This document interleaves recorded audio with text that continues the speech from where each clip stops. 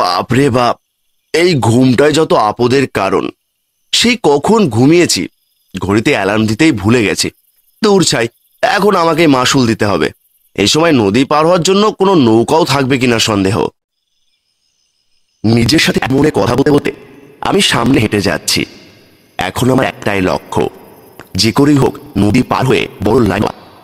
সামনে পরীক্ষা, এর চিন্তায় মা কোনোভাবে ঠিক রাখা যাচ্ছে না। তারপর আবার এমন বিপত্তি।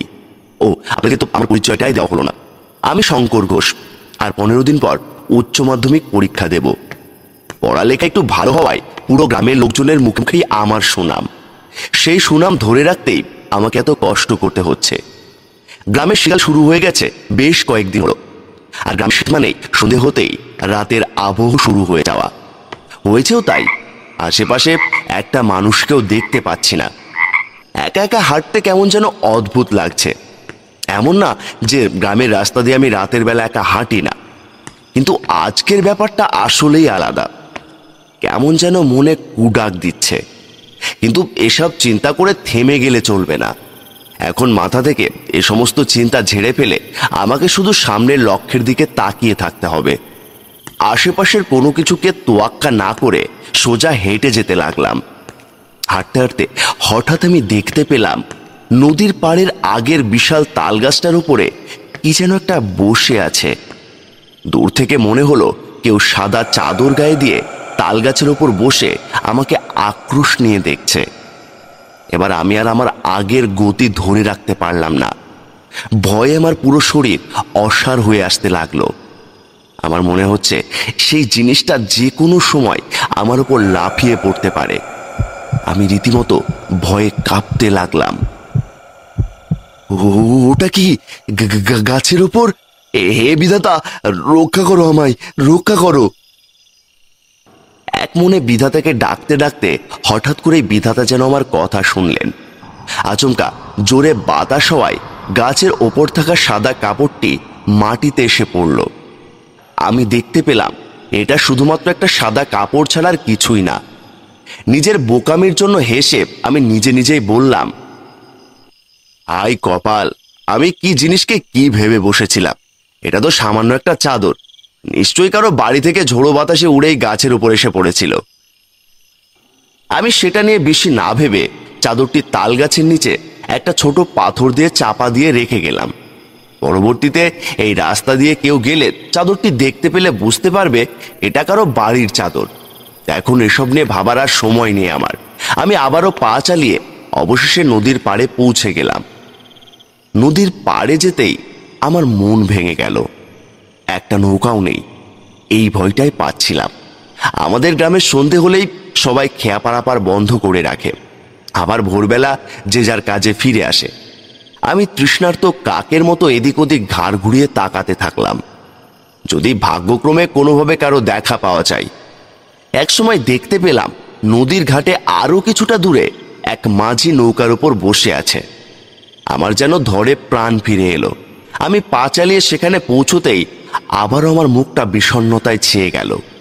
ইনি আমাদের গ্রামের খগেন মাঝি, যার নৌকায় সচরাচর কেউ ওঠে না। খগেন মাঝি আমাকে দেখতে পেয়ে নৌকা ছেড়ে উঠে দাঁড়ালেন। তিনি আমার দিকে কিছুটা এগিয়ে এসে বললেন, আরে শঙ্কর বাবা, তুমি এই ভোর সন্ধ্যায় এখানে? আরে খগেন কাকু, আর বলবেন না, বেশ বিপদে পড়েছি। আমার এখন এই নদী পার হয়ে লাইব্রেরিতে যাওয়া খুবই দরকার। আশেপাশে তো আর কোনো নৌকাও নেই বাবা, তুমি চাইলে আমার নৌকায় পার হতে পারো। তার কথা শুনেই আমার মুখটা আরো মলিন হয়ে গেল। খগেন মাঝি আমার মুখের দিকে তাকিয়ে কিছুটা ইতস্তত হয়ে শুষ্ক হেসে বললেন, আচ্ছা বাবা থাক, তোমার যদি আপত্তি থাকে তাহলে তুমি আর আমার নৌকায় চড়ে যেও না। আসলে আশেপাশে কোনো নৌকো নেই তো, তাই বললাম আর। না কাকু, এমন কিছু না। না বাবা, আমি তো সবই জানি, তুমি আর আমায় মিথ্যে বলে সান্ত্বনা দিতে এসো না। খগেন কাকুর মুখ থেকে হঠাৎ এমন কথা শুনে আমার নিজের ভেতরেই কেমন জেদ চেপে বসলো। আমার মনে হলো খগেন কাকুর জীবনে ঘটে যাওয়া দুর্বিষহ ঘটনাটি এই নৌকায় চেপে যেতে যেতে শুনলেই ভালো হয়। কি এমন হয়েছিল যে মানুষ তার নৌকায় উঠতেই চায় না? আজ আমায় জানতেই হবে। লোকমুখে শুধু শুনেই এসেছি রাতের অন্ধকারে খগেন মাঝি নৌকায় চড়ে কোথাও না যেতে। এমনকি বাড়ি থেকে বেরোনোর সময়ও মা পই পই করে বারণ করে দিয়েছিলেন। কিন্তু আজ আর আমায় বসে থাকলে চলবে না। আমি বললাম, কাকু চলুন, আমিও তো মানুষের কথায় কান দিই না, আমাকে নদীর ওপারে নিয়ে চলুন। খগেন কাকু যেন আমার কথা বিশ্বাসই করতে চাইলেন না। তিনি আমতা আমতা করে বললেন, সত্যি বলছো বাবা?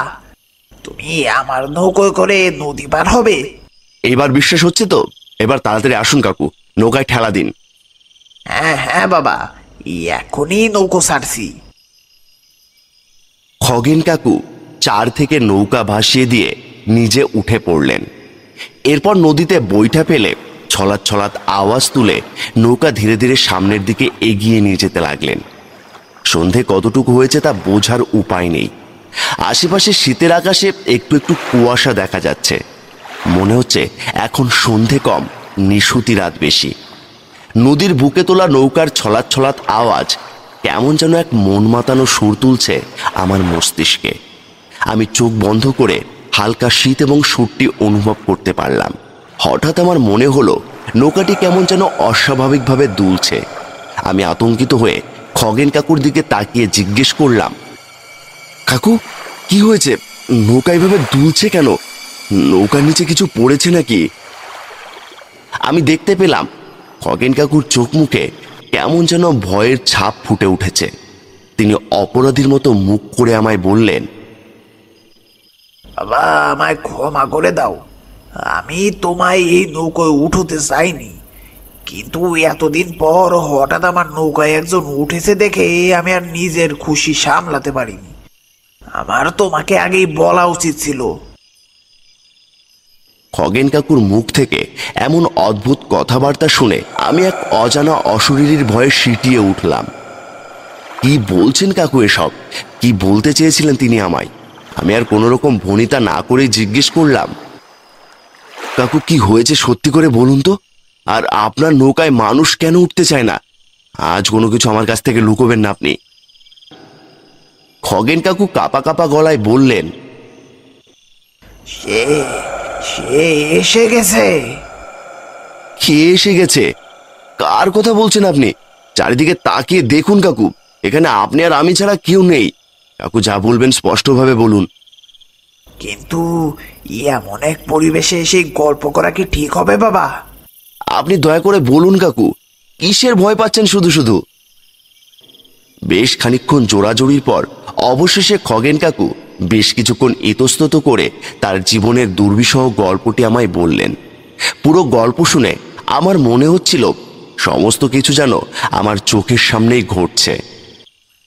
আমি এই গ্রামে বেশ কয়েক বছর ধরে নৌকো চালাচ্ছি, এটা গ্রামের সবাই জানে। প্রথম প্রথম এই গ্রামে শুধুমাত্র আমি একাই ছিলাম যে মাঝির কাজ করতাম। সবাই আমাকে বিশ্বাস করে গভীর রাতেও আমার নৌকায় উঠে যাতায়াত করত। আজকের সন্ধ্যার মতো ওই কোনো এক শীতের সন্ধ্যায় আমি খেয়াঘাটে বসেছিলাম। হঠাৎ আমার কাছে এক লোক আসে ভ্যান চালিয়ে। ধানের উপর সাদা চাদর দিয়ে কি যেন একটা ঢেকে রাখা। আকৃতি দেখে মনে হচ্ছে কারো লাশ ঢেকে রাখা হয়েছে।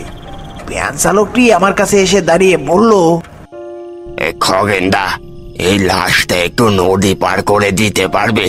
নদীর ওই পারে কিছু লোক এসে এই লাশ নিয়ে যাবে।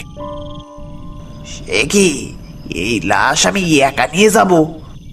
লাশের সাথে বুঝি আর কেউ যাবে না? না খগেনদা, আমাকে তো শুধু লাশ পৌঁছে দেওয়ার জন্যই বলা হয়েছে, বাকি কাজটুকু তোমার। ভ্যান চালক কথাগুলো বলে আর এক মুহূর্ত দেরি না করে তার নিজের গন্তব্যে চলে গেল। আমি পড়লাম বিপাকে। লাশের সাথে কেউ না গেলে যদি এই লাশ কোনো কারণে আমার দ্বারা ক্ষতিগ্রস্ত হয়, তখন তো দোষ আমার ঘাড়েই এসে পড়বে। তার উপর একাই লাশ নিয়ে যেতে আমার কেমন যেন গা ছমছম করছিল। তবুও যেহেতু আমার কাঁধে দায়িত্ব এসে পড়েছে, তাই আমি আর বেশি কিছু চিন্তা না করে নৌকা চালাতে শুরু করলাম। আমি যতটুকু সম্ভব চেষ্টা করলাম লাশের দিকে নজর না দিতে। ধীরে ধীরে নৌকা চালিয়ে সামনে এগোতে লাগলাম। হঠাৎ আমার মনে হলো নৌকাটি দুলছে। আশেপাশে ভালো করে তাকিয়ে বোঝার চেষ্টা করলাম কোনো কিছু বেঁধে গেছে কিনা, কিন্তু কিছুই তো দেখতে পেলাম না। একদম পরিষ্কার পানিতেই আমার নৌকাটি ভেসে যাচ্ছে, তবুও নৌকাটি দুলছেই। আচমকা আমার কানে আসলো কাঠের মোট মোট আওয়াজ। আমি হালকা একটু ঘাড় ঘোরাতেই যা দেখলাম তাতে আমার পিলে চমকে উঠলো। স্পষ্ট দেখতে পেলাম চাদরি মুড়ি দেওয়া লাশ একদম মানুষের মতো বসে আছে। তার চোখ মুখ কিছুই দেখা যাচ্ছে না, শুধু অবয়বটি কাঠের পাটাতনে বসে আছে। আমার মনে হচ্ছিল আমার পুরো শরীরের রক্তের শিরা উপশিরায় রক্তের উষ্ণ স্রোত ছুটোছুটি করছে বাবা। বুকের ভেতরের হৃৎপিণ্ড এত জোরে আওয়াজ করছে যেন সেই আওয়াজ শুনতে পেয়ে লাশটি উঠে দাঁড়াবে। অবাক করা বিষয় হলো ঠিক তাই। লাশটি উঠে দাঁড়িয়ে ধীরে ধীরে আমার দিকে এগিয়ে আসতে শুরু করলো। আমি আর নিজেকে ধরে রাখতে পারলাম না, জ্ঞান হারিয়ে নৌকোতেই পড়ে গেলাম। আমি খগেন কাকুর দিকে বিস্ফারিত চোখে তাকিয়ে রইলাম। খগেন কাকু আমাকে এমন হতভম্ব দেখে বললেন, রাতের আধারে আমি এর জন্যই এই গল্পটি বলতে চাইনি। খগেন কাকুর কথাগুলো শুনে আমি এতটাই ঘোরের ভিতর ছিলাম যে কখন নদী পার হয়ে গেছি টেরই পাইনি। এই তো বাবা, আমরা পৌঁছে গেছি, নামো। আমি নেমে ভাড়া মিটিয়ে সামনে দুপা এগোতেই হঠাৎ মনে পড়ল খগেন কাকুকে আরো একবার জিজ্ঞেস করা উচিত ক্লাসটির ব্যাপারে। তিনি পরবর্তীতে কোনো খোঁজ করেছিলেন কিনা। আমি ঘুরে তার দিকে তাকিয়ে এই প্রশ্নটি করতে যাব, তখনই আমার চোখে যা পড়ল তা দেখে আমার হাড় হিম হয়ে গেল। নৌকার পাটাতনে খগেন কাকু নেই। একটা সাদা চাদরে আবৃত কোনো অবয়ব বৈঠা চালিয়ে নদীর ওপারে চলে যাচ্ছে। আমার বাকশক্তি বন্ধ হয়ে গেল, আর এক মুহূর্ত সেখানে দাঁড়ালাম না। ঘুরে দাঁড়িয়ে মনে মনে বিধাতার নাম জপতে জপতে আমি ছুটতে লাগলাম। দরকার হলে আজকে রাতটা লাইব্রেরির বেঞ্চে কাটিয়ে দেব, তবুও বাড়ি ফেরার কথা মাথায় আনবো না। আর কোনোদিন রাতের আধারে নৌকা পার হওয়ার কথা চিন্তাও করব না।